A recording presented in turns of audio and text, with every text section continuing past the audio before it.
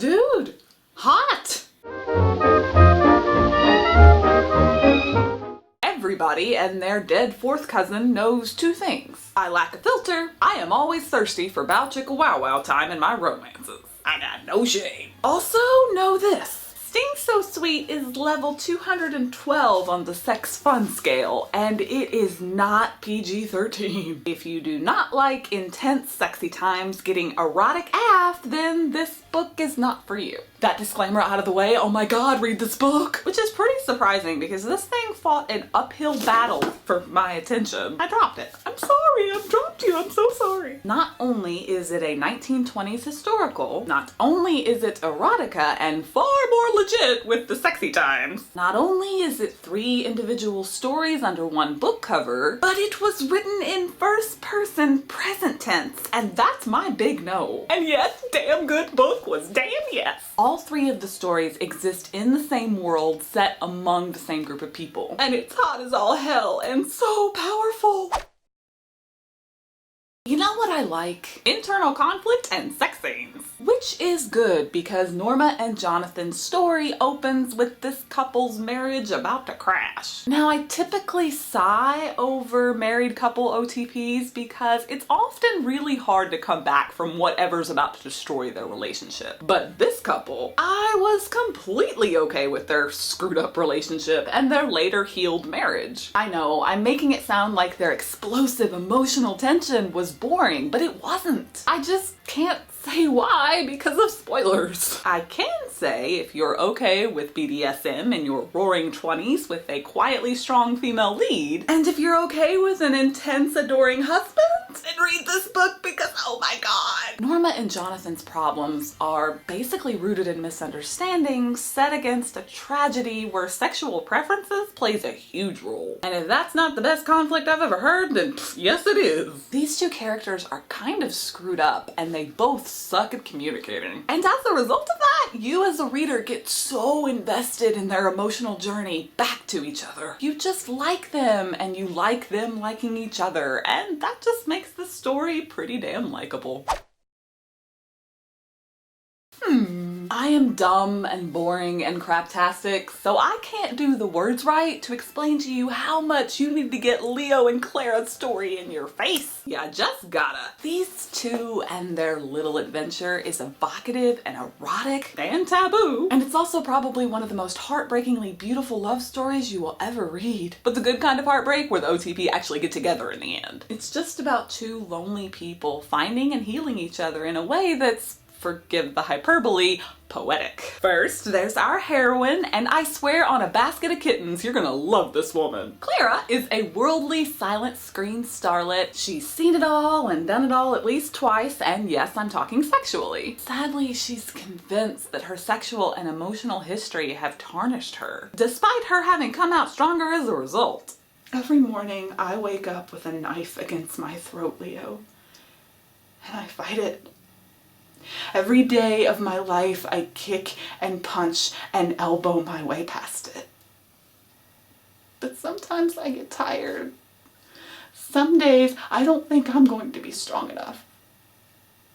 Someday I'm going to lose. Oh my god, my heart. Damn it, I love her. About as much as I love Leo. Leo is everything Clara can't have. He's reckless and stubborn and pursues her in a way that is carnally scrumptious. Like in all eroticas, sex is what drives the plot, and it's through the sex that we're given the emotional through lines. Power dynamics, menage a trois, blackmail, you name it, it's in there. Clara's journey was just so enjoyably satisfying, having been as emotionally moving as it was sexually erotic. Her experiences underscored the value of self-acceptance, of how important it is to never let someone or a group of someone's dictate your moral compass or your happiness. That's a cool message and all, but it packs one hell of a punch when paired with a romance that makes your heart do the rumba. There's gonna be a curse word in a second, so bleep it in your head. In this, and in everything, Leo keeps his promises to me.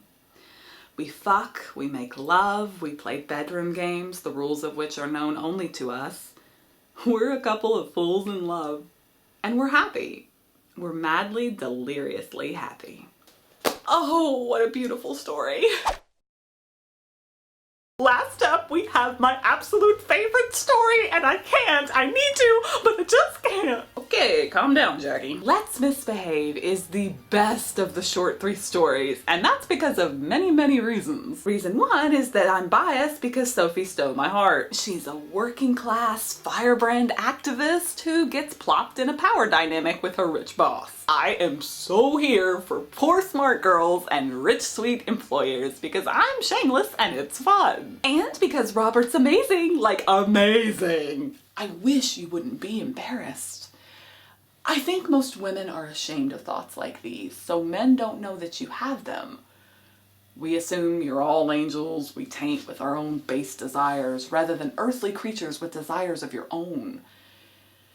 That's a tragic mistake I've made at least once before. Shut up and take my heart! I am a big fan of how much the sex plots, heat levels, and fantasies rocked in Let's Misbehave. Because with them, Robert and Sophie were so emotionally compelling. Thing 2, for why I heart this romance so much, is because Sophie is a very interesting heroine who gets put into a very interesting conflict. This is a woman who fights for social equality while simultaneously being internally conflicted about her submissive sexual preferences. That is so unique because it makes the story as much about sex as it does about society. Damn! Throw in the impressive OTP chemistry, the emotionally charged romance, the amazing characters and writing, and just good story is good. No.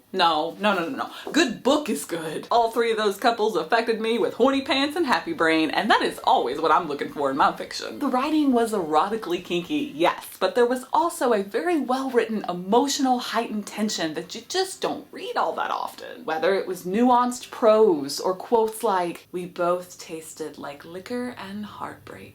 Either way, Stephanie Draven, you impressed me. Girl, you did not sacrifice character and story for titillation's sake. The sex scenes are hot, but they also illustrate an emotional vulnerability which drives the story, making the erotica way more erotic. Like that billiards room scene with Clara and Leo. Holy crap! Oh my god! I'm weak and thirsty, judge me not. Especially if you've not read this book. I ain't got no time for your judgments. Now go away. Because I have feelings and emotions that I need to go process.